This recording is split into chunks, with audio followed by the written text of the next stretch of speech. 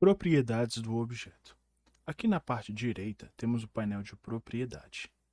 Conseguimos identificar as propriedades do objeto separadas a partir deste ícone aqui. Aqui temos a opção Propriedades do objeto. Existem várias outras propriedades espalhadas por aqui. Vamos focar agora na propriedade do objeto. Aqui dentro conseguimos ver algumas coisas básicas.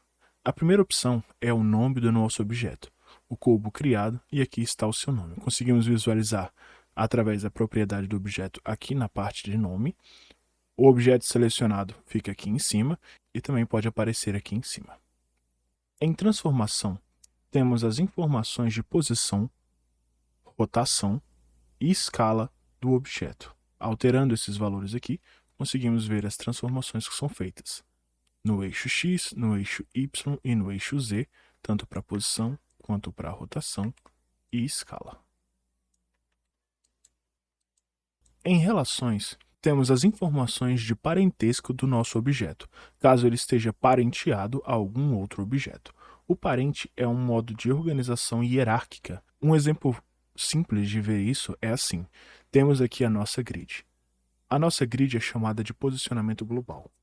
O nosso objeto é filho da grid. Em outras palavras, ele tem um grau de parentesco com essa grid, onde as informações de posição, rotação e escala são baseadas no seu pai, que é a grid. É assim que funciona a posição hierárquica. Caso ele esteja parenteado a algum objeto, por exemplo, esta lâmpada, vamos parentear ele à lâmpada.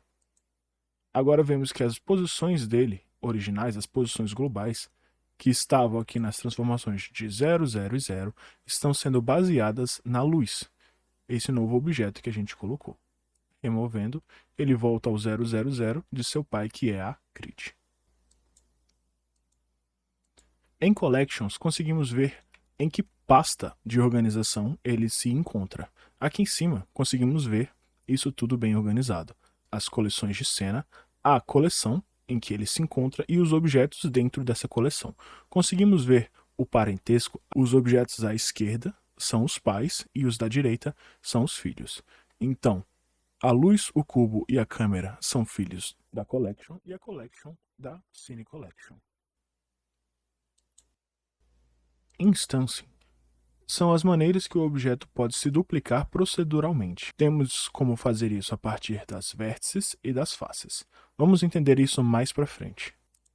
Motion Path, podemos criar pontos no ambiente 3D que mostra a posição do origem de objeto caso exista alguma animação e ver esse deslocamento através dos quadros por segundo aqui embaixo. Também é um conteúdo um pouco mais complexo.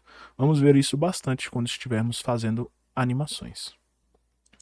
Em visibilidade, podemos marcar se o objeto pode ser selecionado, se ele será visualizado na área 3D, se ele será renderizado, ou se esse objeto é uma máscara para alguma outra coisa.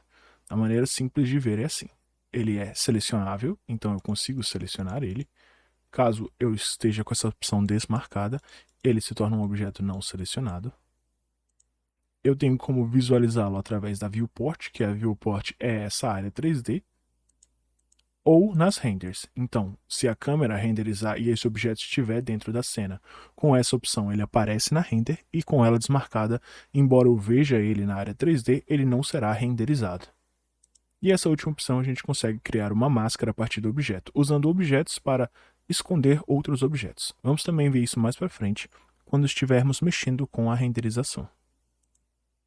Em Viewport Display, podemos marcar as informações que podem ser visualizadas na Viewport 3D, colocando aqui, para ser visualizado, o nome, cubo, os eixos dele, onde eles se encontram, o iframe, que mostra as linhas deles, ao edges, os espaços de textura, a sombra, e se ele fica na frente de tudo.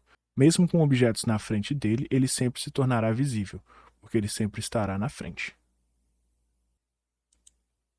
Line Art é usada para habilitar opções de exibição extras para personalização de renderização de artes de linha para um objeto específico. Também vamos ver isso mais para frente.